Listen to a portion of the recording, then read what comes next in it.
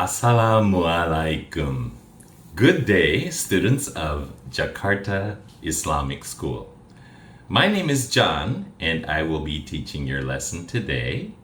And the topic is biography and autobiography. We will talk about what is the same between biography and autobiography, and what is different between biography and autobiography. Now, biography and autobiography are about usually people.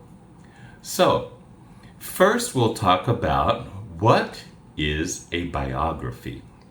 Now, a biography is a story written or sometimes in a video or on TV about a real person.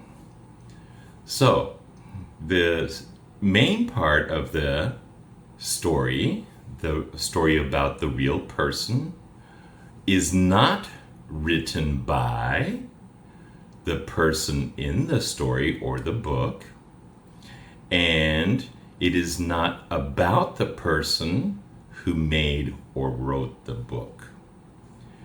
Now, in the biography, since the person who wrote it is not the person in the story, we use words like he, she, they, because it's about somebody else, the person in the book, not the person writing it in the book or making the story on the video.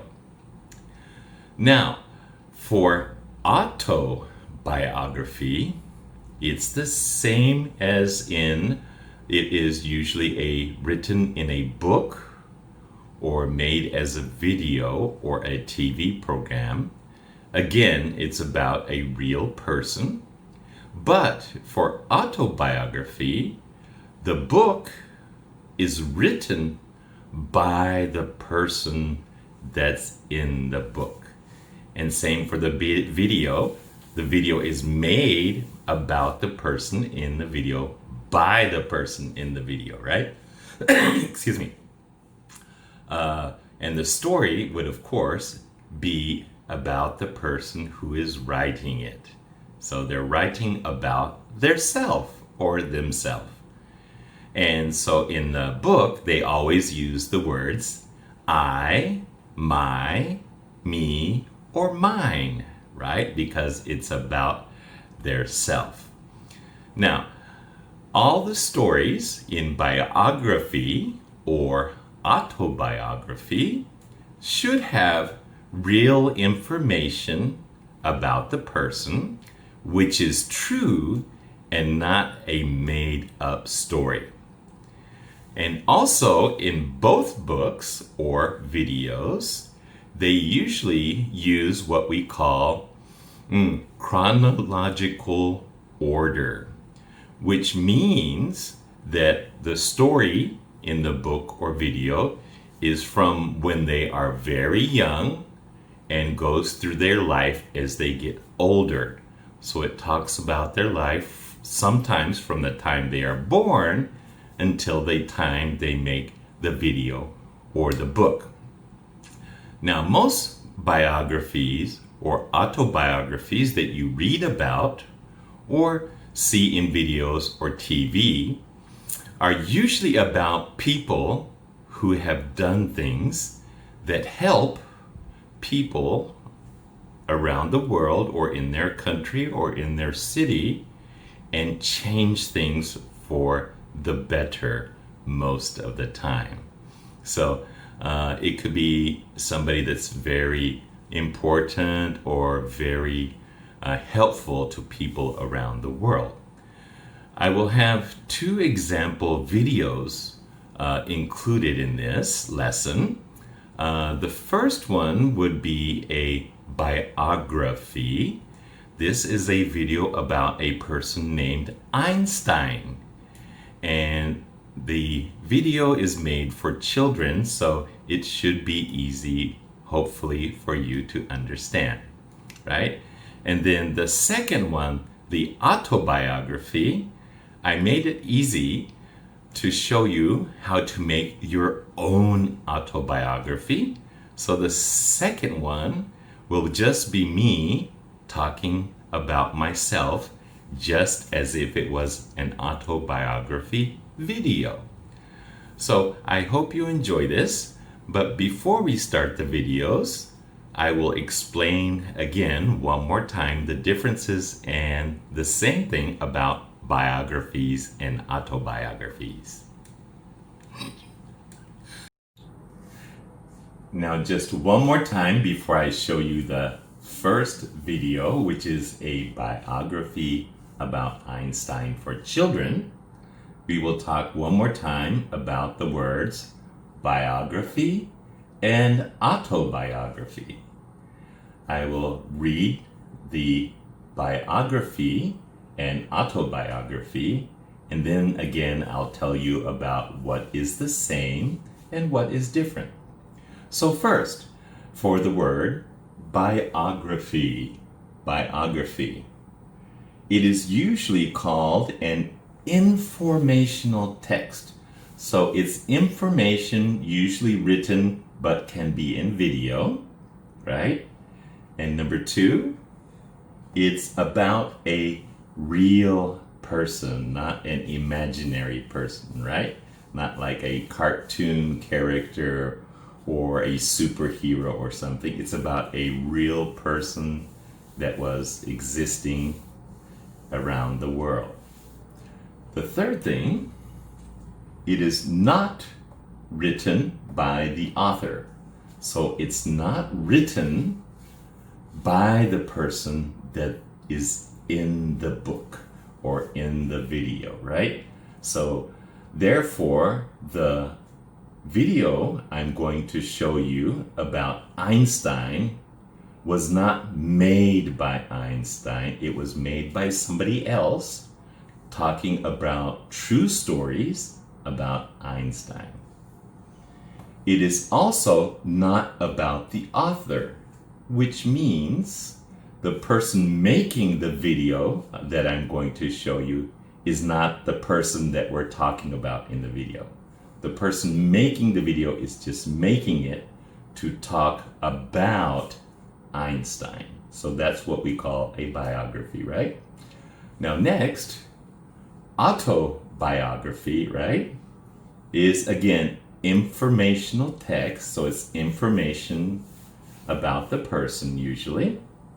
And it's always about a real person again, right? Same. And this case is autobiography is written by the author. So if it's a book about Einstein, and if it's an autobiography, Einstein would be writing about himself, right? Yes. And it is about the author, so it is about the person who is writing the book. Okay? So what is the same? Both have information, text, written information usually, but can be a video, and gives true information. It's both are about a real person, right? They're both about a real person. But the difference is biography is not written, or the video is not made by the person in the book or video. And the difference is, for autobiography, it is written by the person in the book you're reading about, or the video is made by the person in the video. That's different. And one more thing that's different is for biography, it's not about the person that is writing the book. So if Mr. John writes a book about Einstein, I'm not in the book, I'm just writing about Einstein, so that is a biography. For autobiography, the difference is it is about the author or the person who wrote or made the book. So again, if you're reading a book about Einstein that Einstein made himself, then that is an autobiography because the person writing it is talking about themselves. Okay? Okay, next up we will show the biography about Einstein, made for children. Okay?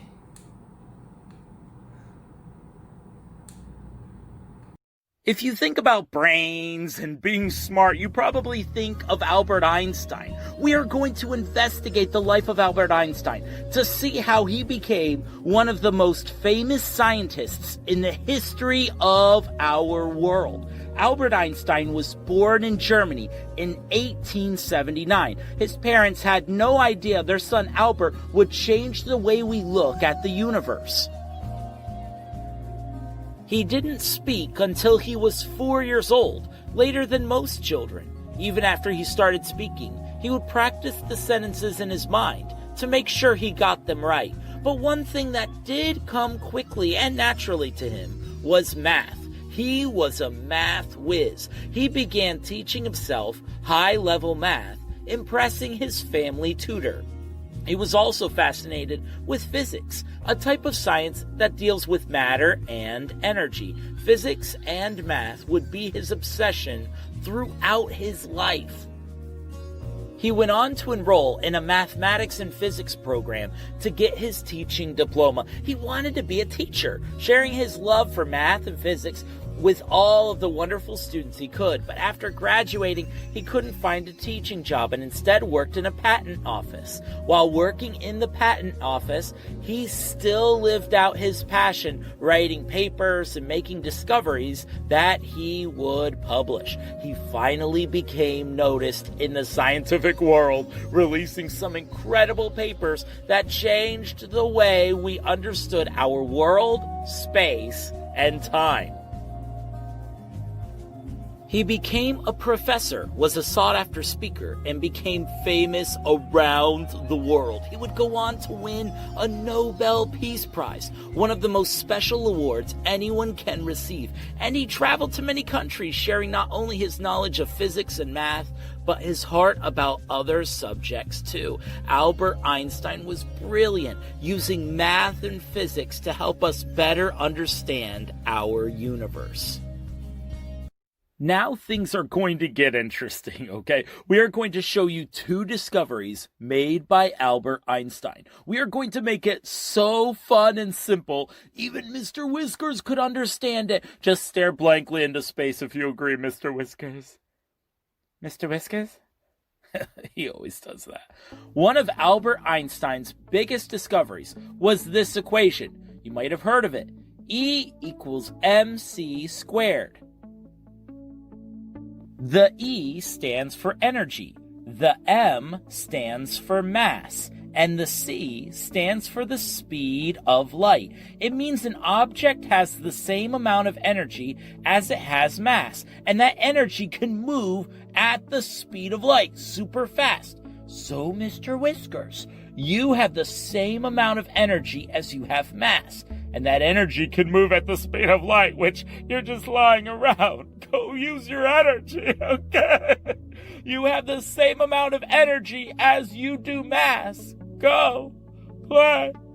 It means if you know the mass of an object, you know the energy, right? It is the same amount.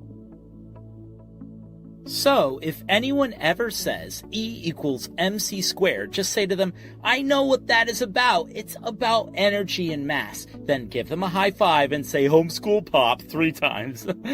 They might run away, though. Another discovery made by Albert Einstein is the theory of general relativity. We are going to make it super simple for you, Mr. Whiskers, okay? And for the kids. General relativity explains how gravity works. Large objects, like the Earth, bend space. The space pressing down on us is gravity. In our solar system, the sun causes the stretchy space to curve, causing the Earth to rotate around the sun. Just like space can be curvy, so can time. Time and space are relative, Mr. Whiskers. They depend on things like the mass of objects around it. Time and space are bendy, and bendy space is how gravity really works. E equals mc squared is all about energy and mass, and general relativity explains how gravity works. Whew. Physics and math. Thanks, Einstein. Thank you. Thank you. Now you know a little more about Albert Einstein's life and 2 of his discoveries. How crazy would it be if you shared this knowledge with a friend? They would be like, what? How do you even know that? How do you even know that? Math and physics are so cool, though, and so are you. Click the circle in the center of the screen if you've not subscribed to our channel yet, or click the box to learn more. Have fun in internet land, and we'll see you soon.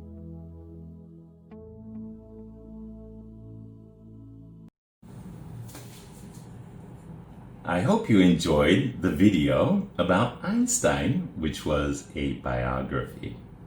Now, if you would like to write a simple biography or autobiography, let's just give you a simple example. For instance, for a biography, you would write about when they were born or their birthday. You can include where they were born, if you like, which is very good. You can also talk a little bit about their parents, right? And also where they live now, right? Sometimes it's different from where they were born. And you can write things like what they like to do and what they are good at. Now that's a very short and simple one. If you like, you could add their life story, right? You could add different things like they went to school at elementary, junior high, high school, university, they worked at, or things like that. And you would always use he, she, they, words like that.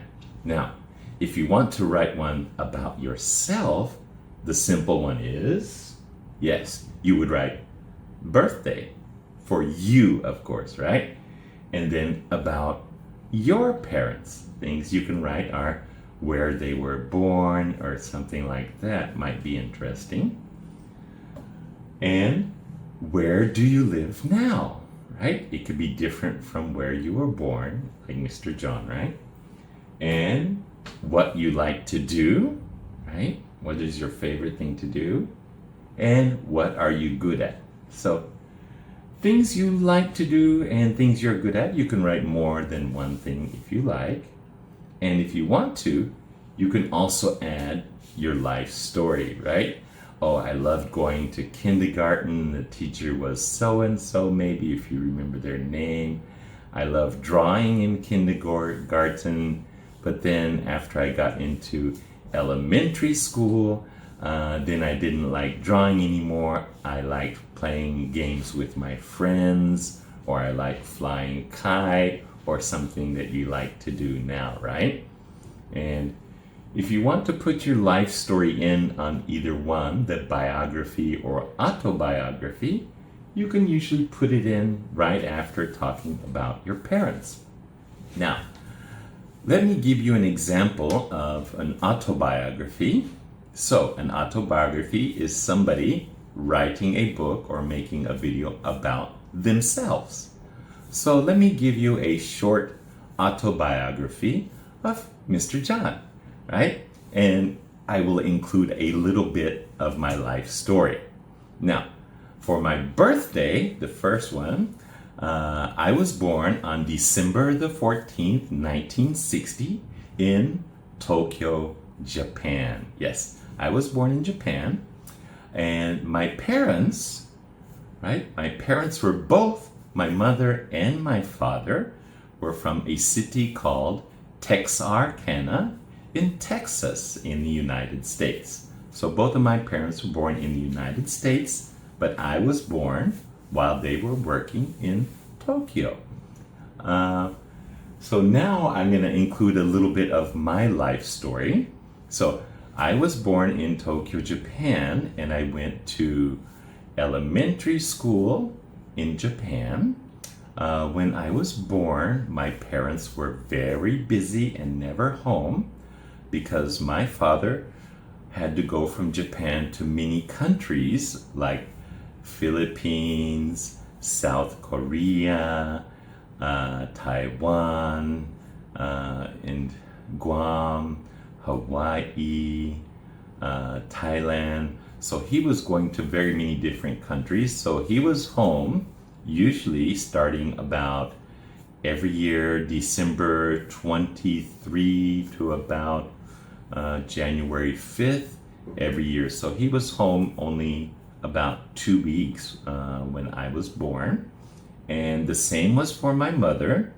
My father worked for the US government, so he traveled a lot. And my mother was a newspaper reporter, so she made articles for the newspaper. And she traveled all over Japan and other countries in Asia making articles for a Japanese newspaper. So she also only came home from the end of December to the beginning of January, and she was also only home 2 weeks every year. So until I was about 4 or 5 years old, almost 6 years old, my parents were home only 2 weeks, and I had a person who worked at my house who would take care of me since I was a baby. She was a Japanese person that didn't speak English, so of course my first language was Japanese. But when I was about 5 years old, my father finally started to stay home a little bit more, maybe a month or two every year. And he couldn't speak to me because he didn't speak Japanese and I didn't speak English. So he decided to send me to the school on the military base in Japan. So this was the American military base. So I went to American school starting the first grade. Of course, the first grade, I didn't speak English, so the school teacher had difficulty with me, of course. I used my Japanese name. I had a Japanese nickname instead of an English name. So in the beginning, I didn't understand when the teacher called my name. But I got very interested after the first few months of school in an American TV series called Star Trek. And of course, this was about flying around the universe and galaxy, fighting aliens in a spaceship or starship. But I didn't understand it because my father would occasionally watch it in English.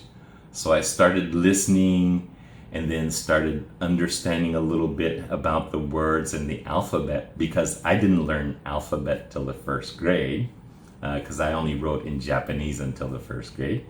So I started looking at a dictionary to find the words they were using, and I started copying everything they said on the TV program.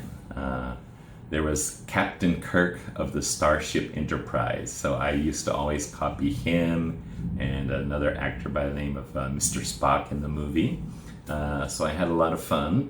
So I started copying everything in English and started reading the dictionary almost every day for hours. And I got very good at English very fast because I was so interested in the program. And of course, we didn't have Google back then, so I had to look at everything in a book called a dictionary, right? That helped me translate the words from English to Japanese so I'd understand.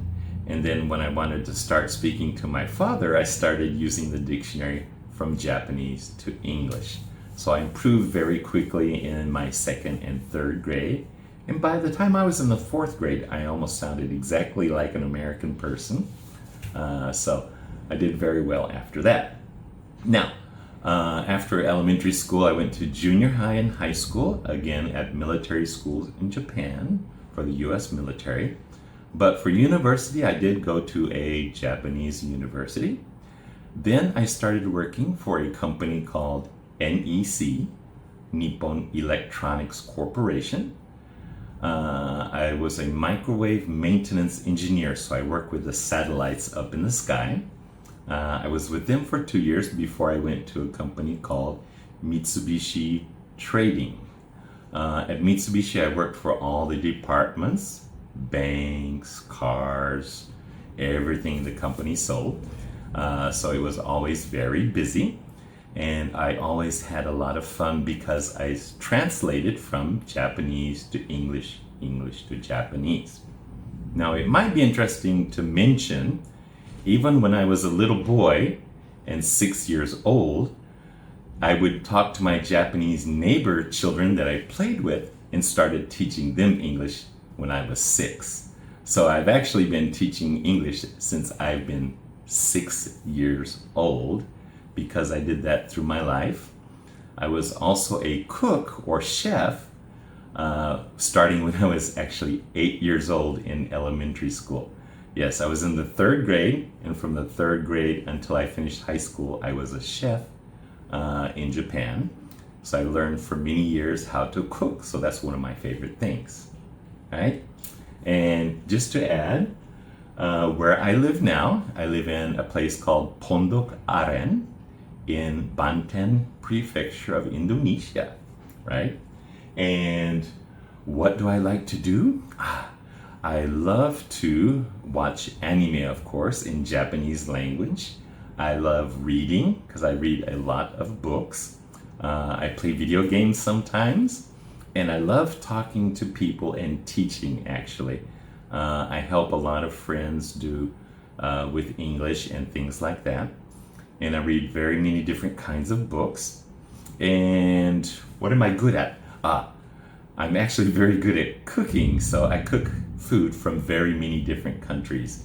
I cook Italian food, I cook French food, I cook English food, I cook American food, Mexican food, Indian food, Thai food, Korean food, Japanese food, and of course Indonesian food, because I've been married to an Indonesian person for almost 22 years now and have 2 children.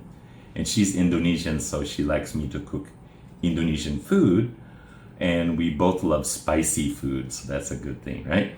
Okay, well, thank you very much for watching my video and my autobiography today. I hope you enjoy it. And please stay healthy. Make sure you keep a mask on, wash your hands, and keep social distancing. Thank you, everyone. Goodbye.